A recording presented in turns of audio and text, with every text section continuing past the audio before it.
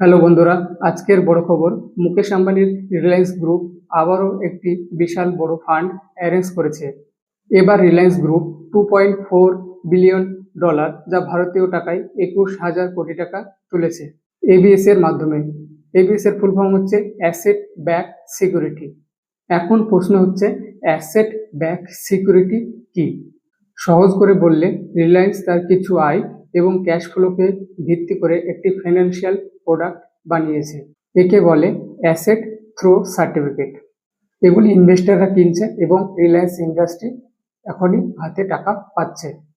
এই ডিলে বড় বড় অ্যাসেট ম্যানেজমেন্ট কোম্পানি যেমন আদিত্য বিড়লা সান কোম্পানি এবং এইচডিএফসি অ্যাসেট ম্যানেজমেন্ট কোম্পানি এই ডিলে অংশগ্রহণ করেছে।